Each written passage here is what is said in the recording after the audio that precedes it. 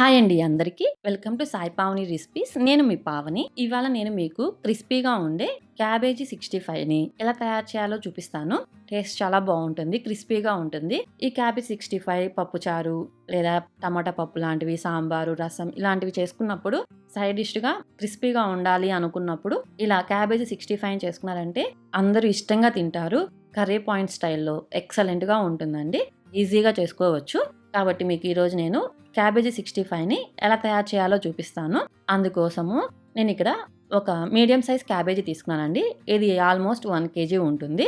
దీంట్లో నుంచి హాఫ్ సరిపోతుందండి. మనకి ఇది చూడడానికి కొంచెమే అనిపిస్తుంది, కానీ కట్ చేసిన తర్వాత చాలా ఎక్కువ అయిపోతుంది. కాబట్టి నేను ఇక్కడ హాఫ్ క్యాబేజీ తీసుకుంటున్నాను, సరిపోతుంది. ఈ హాఫ్ క్యాబేజీని ఎలా కట్ చేసుకోవాలో చూద్దాము. అందుకోసము హాఫ్లో ఇంకొంచెం చిన్న పీసెస్గా కట్ చేసుకొని ఆ చిన్న పీస్ని ఇలా సైడ్కి సన్నగా కట్ చేసుకోవాలి. ఇంకొంచెం సన్నగా కట్ చేశారంటే మాడిపోతాయి. చూడండి, ఇలా ఈ సైజ్ వచ్చేలాగా సన్నగా కట్ చేసుకోవాలి. మరీ లావుగా కట్ చేశారంటే క్రిస్పీనెస్ రాదు, కొంచెం మెత్తగా ఉంటుంది.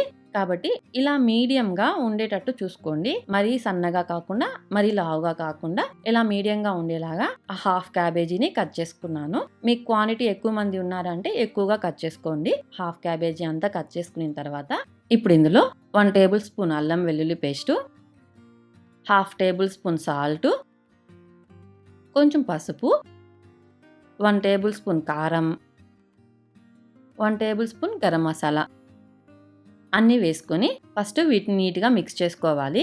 ఇలా మిక్స్ చేసుకోవడం వల్ల ఉప్పు కారాలన్నీ నీట్గా క్యాబేజీ పీసెస్కి పడతాయి.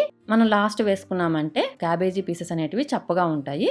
ముందుగా సాల్ట్, కారం ఇవన్నీ వేసి కలుపుకున్న తర్వాత ఇప్పుడు క్రిస్పీగా ఉండడం కోసం నేను ఇక్కడ ఒక 5 to 6 టేబుల్ స్పూన్ శనగపిండి వేసుకుంటున్నాను.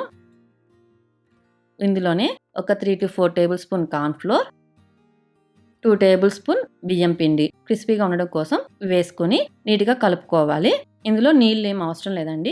నీళ్లు వేసామంటే కొంచెం మెత్తబడిపోయి క్రిస్పీగా ఉండదు. పొడి పొడిగా రావాలి అంటే వాటర్ అవసరం లేదు. మనం ఆనియన్ పకోడా లాగా తింటాము అనుకుంటే కొంచెం వాటర్ వేసుకోవచ్చు. నేనైతే ఇక్కడ వాటర్ ఏం యూజ్ చేయలేదు, చేయకుండానే నాకు సరిపోయింది. ఇలా నీట్గా కలుపుకున్న తర్వాత దీన్ని డైరెక్ట్ గా ఫ్రై చేసేసుకోవాలండి. ఎక్కువసేపు పక్కన పెట్టారంటే కొంచెం వాటర్ రిలీజ్ అయ్యి ఫ్రై చేసిన తర్వాత క్రిస్పీగా ఉండకుండా మెత్తగా ఉంటాయి. కాబట్టి ఇప్పుడు ఎలా ఫ్రై చేసుకోవాలో చూద్దాము. అందుకోసము గ్యాస్ మీద ఒక బాండల్ పెట్టుకొని అందులో డీప్ ఫ్రై సరిపడా ఆయిల్ వేసుకొని ఆయిల్ హీట్ ఎక్కిన తర్వాత మనం ఆల్రెడీ కలిపి పెట్టుకుని ఉన్న క్యాబేజీ ఉంది కదా, దాన్ని తీసుకొని విడివిడిగా వేసుకోవాలి. వేసుకొని మీడియం ఫ్లేమ్లో పెట్టుకొని మంచి గోల్డెన్ బ్రౌన్ కలర్ వచ్చే వరకు ఫ్రై చేసుకోవాలి. చూడండి, ఇలా మంచి గోల్డెన్ బ్రౌన్ కలర్ వచ్చిన తర్వాత ఇప్పుడు వీటిని తీసేసుకుందాము.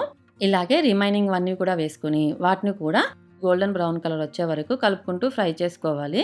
ఇలా అంతా ఫ్రై అయిపోయిన తర్వాత ఫైనల్ గా ఒక 4-5 పచ్చిమిర్చి తీసుకొని సన్నగా ఇలా పొడవుగా కట్ చేసుకుని వేసుకుంటున్నాను. ఇందులోనే కొంచెం కరివేపాకు కూడా వేసుకుంటున్నాను.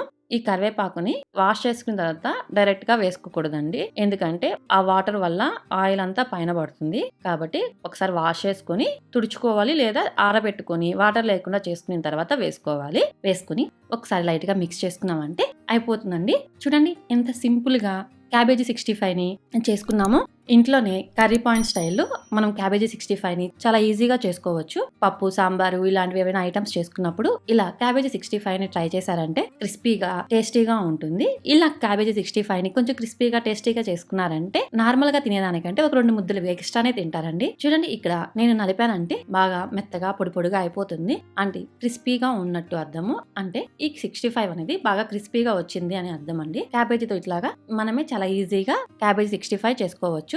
బయట కర్రీ పాయింట్ లో కానీ హోటల్స్ లో కానీ కొనుక్కోని అవసరం లేకుండా సింపుల్ గా మనమే చేసేసుకోవచ్చు అండి. ఈ క్యాబేజీ 65ని మీరు కూడా ట్రై చేసి ఒక్కసారి ఎలా వచ్చిందో నాకు కామెంట్ రూపంలో చెప్పండి.